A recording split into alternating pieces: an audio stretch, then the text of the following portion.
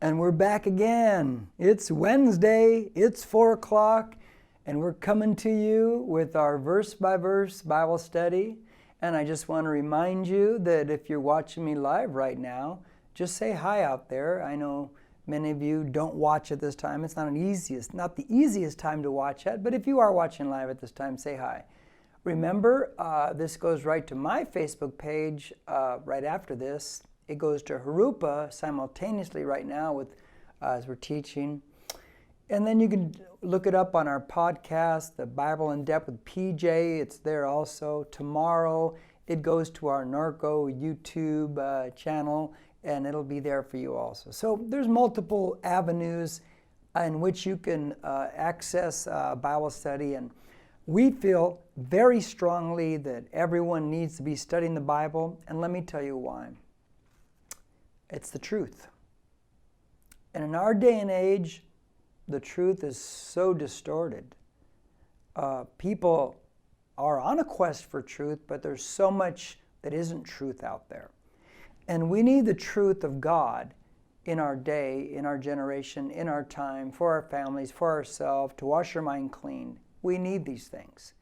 And so it's our pleasure to bring forth God's truth.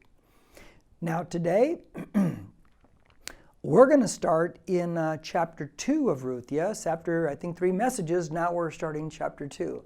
And we're only going to cover about 3 verses today, I think. But I want to talk to you today about becoming the right you. Me becoming the right me. What do I mean? Well, it's a love story. It's a love story that's going to develop between Boaz and Ruth. Ruth is the widower. And it's going to begin to start happening now in chapter 2. This is where the story gets really, really cool, and how this love story and how romance happens and things like that. But here's what I've noticed. I did the same thing, guys. I'll be married 39 years next month, and I did this too. We spend most of our time in our life looking for the right thing. It's got to be the right car. It's got to be the right house. It's got to be the right clothing. It's got to be the right shoes. It's got to be the right hairdo. It's got to be the right person. But how much of our life do we spend really thinking about becoming the right us? About our growth, about our development. When it comes to relationships and that key romantic relationship, we always want that person to be a certain way. We want them to maybe have grown to be a certain way and this and that. But how much do we really look at ourselves and say, well, I need to be the right me too. I need to be the right person.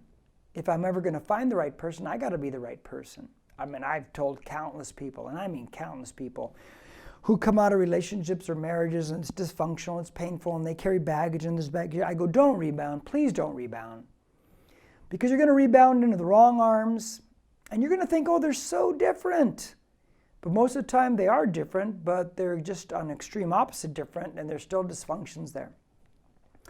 Because you got to become the right you in order you can pick the right them. And why would them, the right them, want a person who's not the right you? Does that make sense? Well, hopefully it will make sense as we go along. So we're going to pick up in chapter 2 in verse 1, because now enter the key male figure in the story.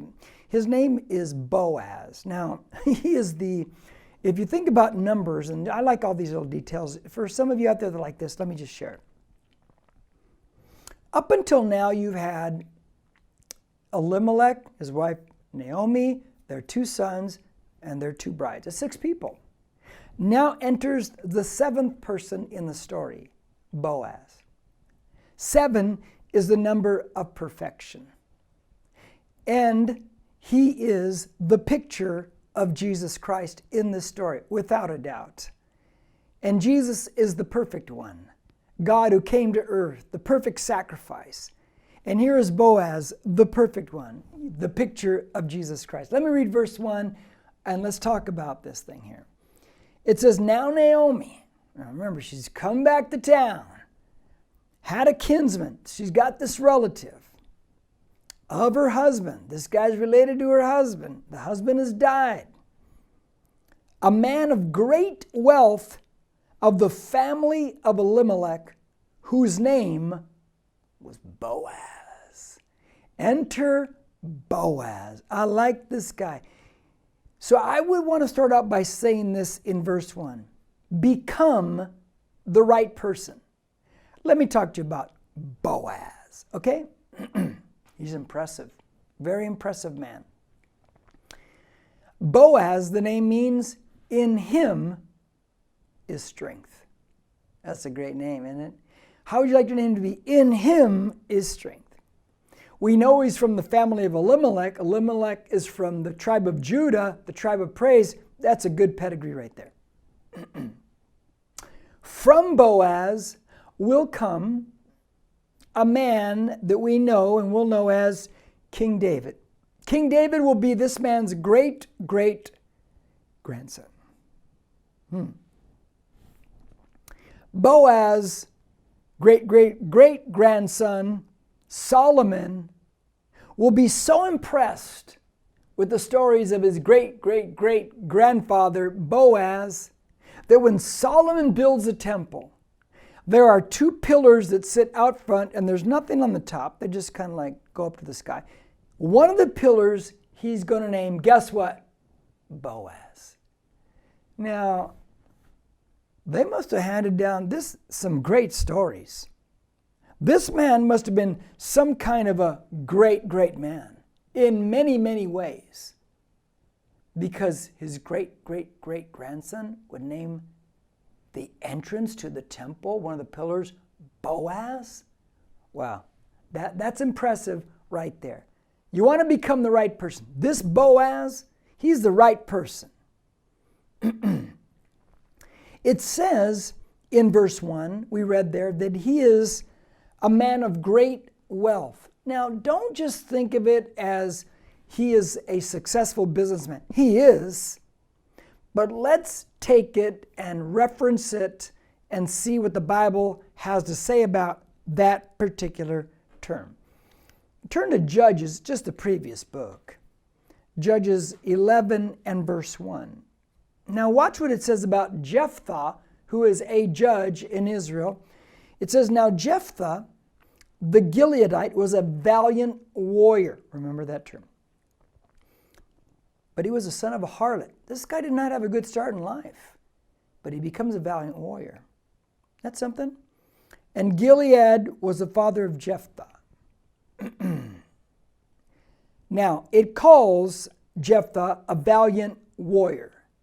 It is the same wording that we find for great wealth in Ruth chapter 2 and verse 1. We would say it like this: he's a mighty man of valor. We could also say it like, he's a knight in shining armor. This guy's a great guy. He's a knight in shining armor.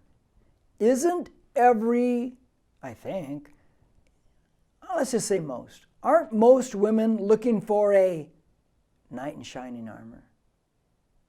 A mighty man who has valor? An honorable man? Aren't women looking for a guy like that? When we start piecing together this man's life, we find that he's the right person. He's the person that you want. He's the person that people are looking for. He has become the right person for someone else. Now, let me give you another little hint about this guy. Go back to Judges again, the very last chapter, chapter 21. Look at the last verse of Judges, verse 25. It says this: in those days, there was no king in Israel. Everyone did what was right in his own eyes. Okay, Ruth is being lived out in the time of the judges. In the time of the judges, everyone's doing what they think is best. They're going with their own understanding. We know, lean not on our own understanding, but acknowledge God in all our ways, and He will make our paths straight. We know to seek first the kingdom of God and his righteousness, and then all these things shall be added unto you. But the country is living in, I think I'll do what I think is right. Boaz, the mighty man of valor, he didn't leave the country during the famine like his relative Elimelech did. He stayed.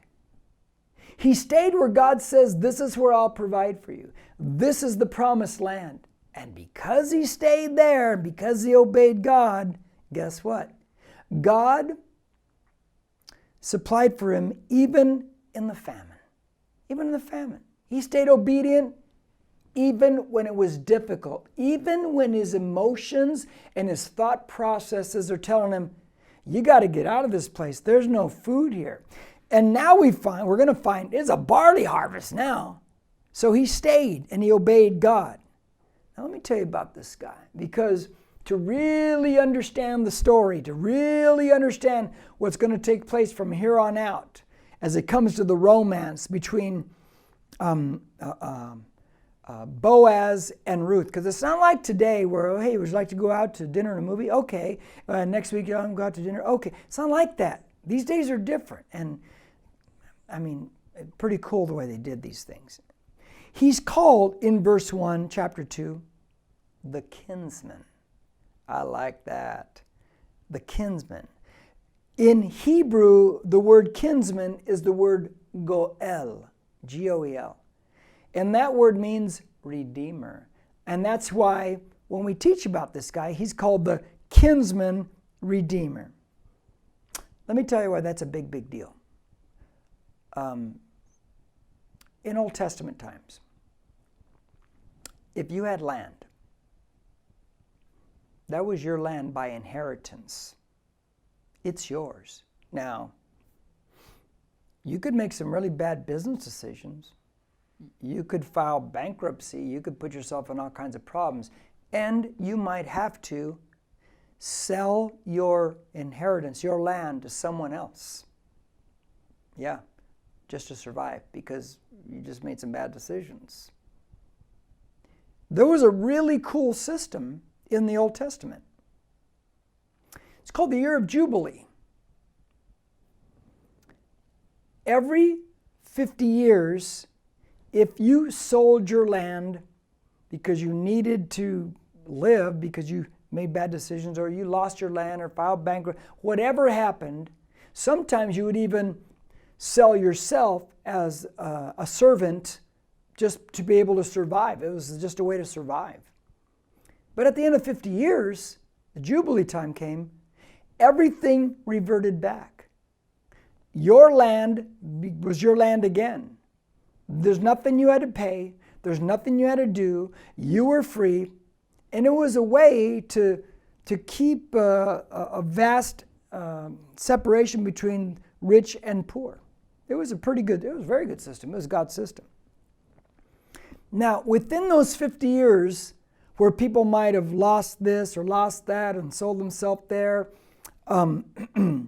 you could have a near relative, a kinsman, a goel, a redeemer, who had means. And he could buy that land back from the person that you sold it to because he's a near relative. He could buy it back. He could buy you back. He could do all these things. He could free all those things up and get it back. That's what he could do. But also, he is the redeemer and he's a kinsman. If he's the nearest relative, say Elimelech, then he can redeem Ruth. He could redeem her and he could become her husband if she so chooses. Because now she's in a bit of a quandary because she's a single woman, she's a widower, she got to make ends meet. So this guy comes on the scene and we've already read all about him. This guy has become the right person. This is the guy. Now let me talk a little bit about that. First off, Boaz is a picture of Jesus Christ, our kinsman redeemer, who bought us back from the slave market and freed us from sin and set our feet on solid ground and declared that our citizenship is in heaven and that we are children of God. Ruth where the romance is going to begin. Ruth is a Gentile. She's not Jew. She's a Moabite. She's a picture of the Gentile church. You and I are in the church age. We are the Gentile church. And we've been redeemed by our Jewish Messiah, Jesus Christ, God in the flesh. It's a beautiful picture of it. Now, let's talk about Boaz and this whole situation. Everything I told you about him, let me apply some things. He is not a little boy trapped in a grown man's body. Got too many of them floating around. Got too many angry little boys in grown men's bodies. Got too many, immature little boys in grown men's bodies walking around, and they just go from one relationship to another, just tragically wrecking it all. And don't get me wrong, there are little girls trapped in grown-up women's bodies too. They just never grew up. They were never taught how to grow up. They don't know what grown-up looks like. They don't know what normal looks like. And in many cases, it's not even their fault. They were never given normal. But this guy's a man, okay? And he handles life like a man. He doesn't walk around angry and upset and blowing up. He's got the fruit of the Spirit in his life. He's successful. He went out and did it. He went out and made something of his life. He's a man. A good guy. Now, the second thing I want to say about him is this, with all this. What the story doesn't really tell you yet is that he will question her later, because when they start thinking about this marriage thing, he is an older man.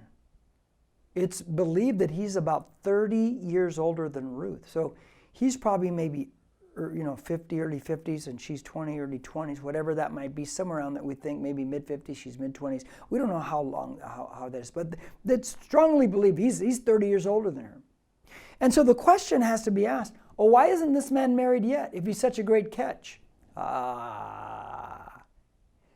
People who are great catches and people who have, grown themselves up the right way, they don't settle for just anyone.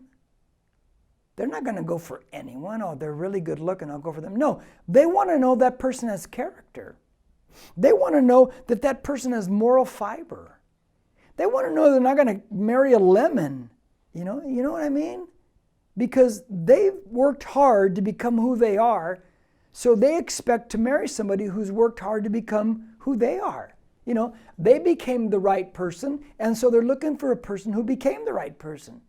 I just gave you something really important, young single people or 30-some-year-old single person. Let me tell you another thing. Because he's waited for this right person, because he's become the right person, he has gone, he would be an anomaly in our culture. Yeah, he would. Let me tell you why. You know what our culture does? Our culture trains us to make relationships and break relationships, and then make another relationship and break that relationship, and then make another relationship and then break that relationship, and then make another relationship and then break that relationship. That's what it's training us to do. That's what it's training us to do. It's teaching us our culture and the way society operates relationally, romantically. We train ourselves. We know how to start a relationship, but we don't know how to take a relationship long term. We have no idea. We jump ship so fast. We jump in and out. I'm dating this person this week. Next week I'm dating that person. Well, we dated for 4 months. Now I've moved on to this other person. That's what we're teaching ourselves. And we're ruining ourselves. We're ruining ourselves. This man waited. He became the right person because he wants to pick a person who became the right person. Because when you get married, this is all the way, baby. This is not for 6 months or 3 years. Say, well, we had a good run. Oh no. Because marriage takes a lot of work. Like I told you before, next month I'll be married 39 years. That took a lot of work. A lot of work. to just continue to try to become the right person. He's the right person. Now watch this, verse 2. And Ruth, now enter Ruth in this little beginning of a romance that they don't even know is going to happen yet. And Ruth the Moabitess said to Naomi, please let me go to the field and glean. Glean because there's a harvest now, because Naomi heard, remember back in chapter 1, that God visited and there's food there. She's come back, oh, there's a harvest, so now they're going out in the field, and Boaz stayed there, and he's got a massive harvest coming in. And glean among the ears of grain, after one in whose sight I may find favor. What a lovely little line. And she said to her, go, my daughter. She says, let me go find a field of somebody, of one person who might give me favor, might give me grace, and let me glean there. She doesn't know it's going to be Boaz. But notice she says, please let me go. In other words, I could just sit around here and die without food, but let me go try to do something about this. Now, I'm going to talk about that more in a second. But let me say this. What is going on here that she can go into someone's field and think she can go get stuff out of that field? What in the world? What nerve of this person? It's not nerve. It's God's law. Watch this. Turn to Leviticus, way back, a little bit further back in the Old Testament. Genesis, Exodus, Leviticus. Leviticus chapter 19. And watch verse 9 and 10. There was this law God put in Leviticus. And here's what it says. It's a great law. Now, verse 9, when you reap the harvest of your land. Now, you have a field, you have land, good harvest coming in. You shall not reap the very corners of your field. Leave the corner. Do not reap there. Leave it alone. Leave the stalks there and leave it alone. Neither shall you gather the gleanings of your harvest. Some of the stuff that gleans in the ground, just leave it. You left it behind, don't come back and get it. Verse 10, nor shall you glean your vineyard. Nor shall you gather the fallen fruit of your vineyard. Fruit falls out, leave it alone. You got plenty. You got such a good harvest. You shall leave them for the needy and for the stranger. I am the Lord your God. Okay, what's happening? When Ruth says, let me go into a field and glean, that's the Old Testament law that she is citing, which must have been taught to her by Naomi or the husband because they're Jewish. So she's learning these things. Well, she goes, well, let me go there and do that then. Now, when you had a field or fields and you have you're harvesting your crop, God says leave the corners because the poor people, you got to remember the poor people. He says, I'm the Lord your God. I'm the one who gave it to you. So leave the corners. Leave enough in the corners.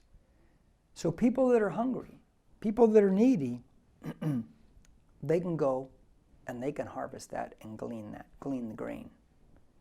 I like that because there's two things I like about it. That you're taking some of your surplus and you're helping people. You know, as a Christian, that's what we're to do. But let me give the flip side of that coin.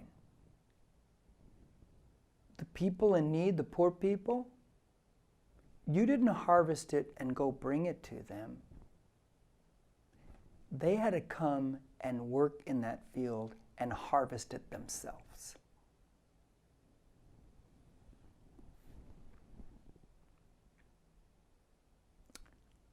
We got this so wrong in America, don't we? There are people right now that think we should just be giving everything away. And I've said before and I'll say it again, I am glad there are safety nets for people who are handicapped, for military who come back and they are really wounded and can possibly never work again. I'm glad we have these things. We live in a great country, never doubt that. I've been in third world countries. They don't have that. But if you're able to work He says, you go glean it.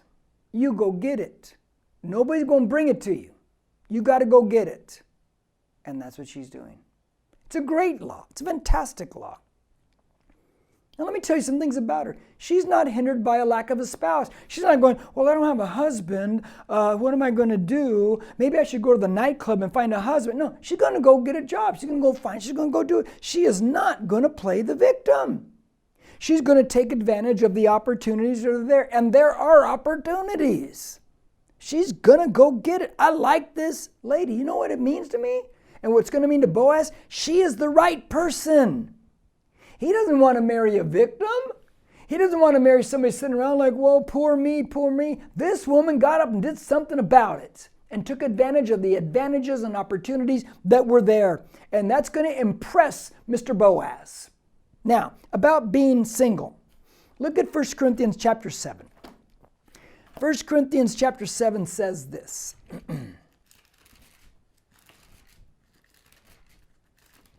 About being single. Real quick, it says in verse 32 and 33, it says, but I want you to be free from concern. One who is unmarried is concerned about the things of the Lord, how he may please the Lord. But the one who is married is concerned about the things of the world, how he may please his wife.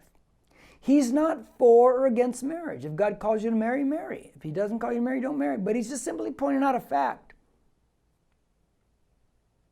If you're married, you're consumed with how to, your spouse. But if you're single, boy, you're consumed with how can I please God?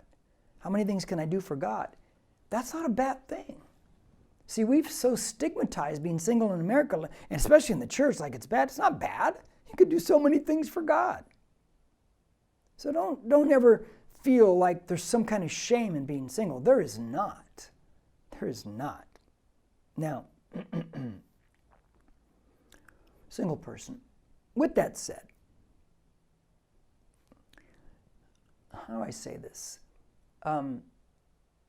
You probably know some people or have known a person. They get a boyfriend, they break up, and they got a new boyfriend in 7 hours, or a new girlfriend in 7 hours. And you're like, I can't even get a date. I can't even get a date. What's wrong with me? Nothing wrong with you. Something wrong with them. They just keep picking wrong people. And that's all they're doing is picking wrong people. Just be like Ruth. Don't sit around waiting when they're going to have. Get in the field. Start serving. Get in there.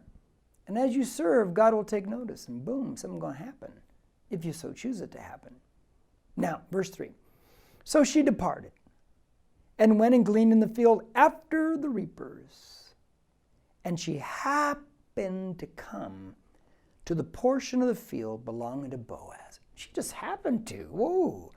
Who was of the family of Elimelech. In other words, the near relative, the kinsman redeemer. There he is. She just happened to be in that field. Now, here's what I want to say about that. She's not out looking, but she's being looked after. God has his hand in her because she went to serve. She's going to take care of her mother-in-law.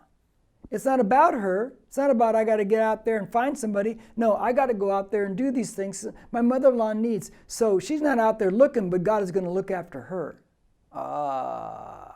God's taking notice of her, but not just God. There's a man named Boaz. She just happened to come to Boaz's field. Are you kidding me? Are you kidding me?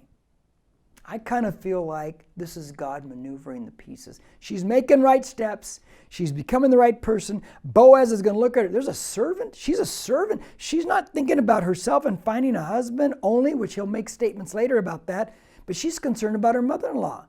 That's impressive. Boaz, that's impressive. It is impressive. It is impressive.